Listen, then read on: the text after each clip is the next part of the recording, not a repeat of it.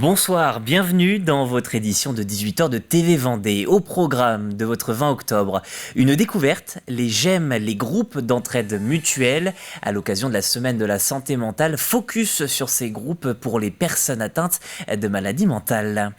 Nous reviendrons aussi sur un atelier sur l'emploi et le logement du côté du Sud Vendée littoral. Le but, c'est de proposer des solutions ou des idées pour aider les employeurs à trouver des logements pour leurs nouveaux salariés. Enfin, un forum Bien vieillir à domicile aux Achars. À l'initiative de la communauté de communes et du département, l'objectif est d'aider les seniors à rester autonomes et en bonne santé. Bilan de ce salon à retrouver tout à l'heure. Mais d'abord, revenons sur la semaine de la santé mentale. Toute la semaine, de nombreuses structures vous proposent de découvrir leurs installations. Un tiers des Français souffriraient d'un trouble. Focus ce soir sur les GEM, les groupes d'entraide mutuelle. Ce sont des associations pour lutter contre l'isolement des personnes souffrant de troubles psychiatriques, mais aussi créer des moments conviviaux. Les explications d'Alix Lanos. C'est dans cette maison en plein cœur du centre-ville que l'association s'est installée. Suzanne, Mireille, Patrick et les autres se retrouvent ici presque tous les jours. Jean-Pierre a franchi la porte pour la première fois il y a plus de 10 ans. Moi, ça m'a aidé beaucoup de choses parce que avant, je faisais rien du tout. Je me traînais dans les rues. C'était pas une vie pour moi d'aller dans les rues, quoi. Puis j'ai essayé de trouver quelque chose qui pourrait me faire du bien pour travailler, faire des jeux, des machins comme ça, des sorties. Puis il y a une personne qui m'a décidé, tiens, il y a un GEM là, puis faudrait que tu vas voir. Un GEM, un groupe d'entraide mutuelle, dont l'objectif premier est de lutter contre l'isolement des personnes souffrant de troubles psychiatriques, diagnostiqués ou non. Ici, il y a des animateurs, salariés, mais ce sont les usagers qui font vivre le lieu, font le ménage, la cuisine et organisent les activités. Puis après, des fois, quand le personnel prend ses vacances, c'est nous qui gérons l'association par nous-mêmes. Loin des structures médicales, le GEM est un lieu d'autonomie et de convivialité. On passe des bons moments là. Bon allez, monsieur, bonne santé à tout le monde. Ici, on parle rarement de maladie. On se contente de s'écouter et de se soutenir. René a découvert le GEM il y a 4 mois. Depuis, il vient tous les jours. Moi, je trouve le réconfort. Parce que moi, j'ai besoin de voir beaucoup de monde. Je ne peux pas rester tout seul chez moi, donc ça me convient tout à fait. Hein, on fait des promenades, on fait des pique-niques, la pétanque, le palais, enfin bon. Et puis, il y a des gens sympathiques, c'est tout. Depuis le décès de son mari, Suzanne ressentait une solitude immense. L'association, dont elle est aujourd'hui secrétaire adjointe, lui a, selon ses propres mots, sauvé la vie. C'est vrai, mais je parle au sens propre, hein, pas au sens figuré. Parce que je me sentais mourir. Quand mon mari est décédé, j'avais rencontré Mireille et puis elle m'a dit viens au GEM, viens au GEM. Puis quand j'ai franchi le pas, après, je me suis sentie revive. Puis je suis toujours vivante. On s'accepte tous comme on est. On ne parle pas de maladie. On parle de tout sauf de ça. Pourtant, tous cohabitent avec des troubles psychiatriques. Leur force, c'est l'entraide. Personne ne porte de jugement. Ici, on se répare et on reprend confiance. Autre titre de l'actualité, l'ouverture ce matin de la session d'automne du Conseil régional des Pays de la Loire. Lors des discussions, de nombreux échanges se sont portés sur le futur budget 2023. Pour l'instant, celui-ci n'est pas encore élaboré, mais les premières orientations alertent sur le besoin d'économiser l'énergie.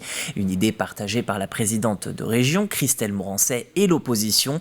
Pour le groupe Printemps des Pays de la Loire, un pare-choc énergétique avec des aides pour accompagner la transition écologique est nécessaire. La période nous oblige également à être, on va dire, en termes de budget, d'être plus virulents. Il faut rappeler quand même les 2 budgets précédents ont été les budgets les plus importants de l'histoire de cette collectivité. Mais à période, on va dire, difficile, la région a été au rendez-vous et je pense notamment au plan de relance que la région a mis en place pour accompagner nos entreprises. Aujourd'hui, ça me semble important d'être sur la sobriété budgétaire et sortir aussi du quoi qu'il en coûte, parce que c'est une question de responsabilité que je dois avoir pour cette collectivité. Dès les élections, on a porté un programme qui prenait en compte la question du changement climatique, de l'adaptation de notre économie, de nos territoires. Donc on est conscient qu'il faut aller dans la sobriété. Ce qui manque aujourd'hui, on a étudié un rapport sur l'énergie, c'est le comment. C'est pas le tout de dire qu'on veut de la sobriété, il faut un plan d'action, il faut chiffrer, il faut savoir ce qu'on attend des investissements qu'on fait, les économies, tout ça doit être quantifié. On n'a absolument rien, on n'a pas d'engagement budgétaire, on n'a pas de feuille de route et on n'a pas d'objectif. Et à propos d'énergie, la région se porte candidate pour accueillir et créer un 3e parc éolien en pleine mer. Celui-ci pourrait se situer entre la Loire-Atlantique et la Vendée. Nous vous tiendrons bien sûr informés sur ce dossier. Tout autre chose à présent, cet atelier est organisé par la communauté de communes Sud-Vendée Littoral. L'objectif, informer et accompagner les acteurs économiques pour faciliter l'accès au logement de leurs salariés. Un sujet très récurrent en Vendée, les précisions sur place de notre journaliste. Derrière moi, dans cette salle située en plein cœur du Vendée, au pôle de Sainte-Hermine, une dizaine de chefs d'entreprise est venue trouver des solutions auprès d'Action Logement. Et des solutions à un problème de taille. Si la Vendée connaît l'un des taux de chômage les plus faibles, elle peine en revanche à trouver un logement à ces nouvelles recrues. Une pénurie de logements qui freine l'embauche et pénalise les entreprises. On a beaucoup de difficultés à recruter et donc on cherche à former des jeunes en passant par l'alternance pour pouvoir les recruter en CDI tout de suite après. Et ils ont des difficultés à trouver des logements. Donc on a plusieurs candidatures qui avaient presque abouti. Et la difficulté de trouver un logement sur Sainte-Hermine les a conduits à aller vers une autre entreprise. J'ai quelques situations au sein du site. Où en fait, voilà, par exemple, j'en ai une en tête, un salarié qui aujourd'hui habite La Rochelle. Il est en CDI chez nous et il envisage de démissionner puisqu'en fait, il ne trouve pas de logement sur le secteur. Comment faciliter l'hébergement de salariés en contrat court? De quelles aides financières peuvent-ils bénéficier? Comment des particuliers peuvent proposer des logements? Le groupe Action Logement est venu proposer des leviers d'action aux chefs d'entreprise. Dans les entreprises, on a des salariés qui cherchent à se loger, mais on a aussi des salariés qui souhaitent investir. Donc l'idée, c'est de pouvoir apporter le panel des solutions possibles pour que justement chaque salarié puisse, à son échelle, contribuer aussi au logement de tous. La communauté de communes Sud-Vendée Littoral entend bien elle aussi soutenir le développement de l'habitat sur son territoire en accompagnant notamment les particuliers. On met en place donc un guichet unique de l'habitat au début de l'année 2023 avec une personne physique qui va accompagner les gens dans leur démarche pour faire de la rénovation énergétique, l'accessibilité, savoir comment finalement on fait passer un bien en location et parfois lorsqu'on a un budget un petit peu serré. Un outil pour se repérer et pour y voir plus clair dans tous les dispositifs existants pour développer le logement. Ici, sur le Vendéopôle de Sainte-Hermine, une centaine d'emplois ne sont pas pourvus et d'ici 4 ans, 400 emplois supplémentaires devraient être créés. Comme partout en Vendée, le logement reste le principal frein à l'embauche. Aux Achards, un forum bien vieillir à domicile vient d'être organisé. Aujourd'hui, 12% de la population est âgée de plus de 75 ans dans le département. Un temps de rencontre attendu donc avec tous les acteurs vendéens pouvant faciliter le quotidien de nos aînés. Le reportage sur place avec le retour sur les ateliers et les rencontres signé Diane Delangle. Une activité physique adaptée et des interactions sociales régulières. Voilà la recette pour bien vieillir à domicile. Ce forum du même nom organisé aux Achards grouille d'idées pour y parvenir. Et pour achever de s'en convaincre, il suffit d'enfiler le simulateur de vieillissement proposé par la MFR de la Motte Achard. La veste, elle pèse 20 kg. Elle pèse 20 kg.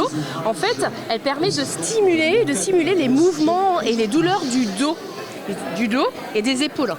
Parce que quand on le porte très longtemps, à un moment donné, en fait, on s'affaisse. Ce qui peut expliquer qu'à un moment, les personnes, en fait, elles sont un peu repliées sur elles-mêmes. Très lourd et un peu déséquilibré. La question, c'est qu'est-ce que je peux faire parce que je vais voir que ça va être mon dos qui va être très fatigué. Donc qu'est-ce que je peux faire? Piscine ou continuer la marche? En fait, ça donne plutôt envie de maintenir une hygiène aussi de vie. Et pour y parvenir, on peut compter sur la trentaine d'intervenants présents à ce deuxième forum Bien vieillir à domicile. 85% des personnes âgées, des Vendéens et Vendéennes souhaitent vieillir à domicile et que l'objectif du département, ici associé avec les élus de l'EPCI des Achards, c'est de pouvoir répondre le plus possible à ces besoins et donc de pouvoir les accompagner dans leur quotidien, mais aussi dans tout ce qui pourrait être un peu de la tracasserie, notamment administrative. Et l'objet de ce forum, c'est d'y contribuer. La prévention est là aussi bien présente, avec notamment ce stand qui incite à surveiller l'hypertension artérielle pour lutter contre les AVC. AVC, moi c'est pas pu. Ça a pu. Et bravo. Jackie, c'est la joie de vivre et puis il a envie de vivre encore longtemps. Donc c'est pour ça qu'aussi on vient pour dire aux gens, bon bah c'est sûr on a fait un AVC, mais bon voilà c'est, hein, on aime bien lever la fourchette et le verre aussi. Et pour vieillir à domicile avec bonne humeur, 3 autres forums sont prévus sur le territoire en 2023. Le prochain sera le 4 avril au Pays des Herbiers. Un petit parfum de vacances pour finir avec le début des congés scolaires ce week-end. Les activités se préparent du côté de l'Office du tourisme de Saint-Jean-de-Mont. Et la bonne nouvelle pour les acteurs du secteur, il ne devrait pas y avoir de restrictions sanitaires. Cela s'ajoute bien sûr à une année particulièrement réussie pour le tourisme. La fréquentation est par exemple en hausse de 11% sur le mois de septembre. Alors, l'Office du tourisme intercommunal prépare une vaste programmation sur le littoral. Tous les événements vont pouvoir revenir. Cite à la Trouille à Saint-Jean-de-Mont, les enfantines qui commencent vendredi. Le retour aussi après 2 années en mode dégradé, voire même certaines annulations des sports d'hiver à la mer à la barre de Montfromentine avec des nouveautés, le biathlon, des séances plus longues. Là, on est plus sur le format randonnée de chiens de traîneau, même une en semi-nocturne. Donc voilà, on retrouve une programmation, une proposition en tout cas d'événements sur le territoire à l'ordinaire. Et maintenant, nous attendons nos voyageurs et nos visiteurs et je pense qu'en plus aujourd'hui la météo elle s'annonce plutôt pas mal, donc on espère un beau lancement de l'automne pendant ces vacances de la Toussaint sur le territoire. Voilà pour votre journal. Le prochain point en direct sur l'actualité, c'est demain matin 7h avec Caroline Tronche. Je vous souhaite une excellente fin de journée sur TV Vendée.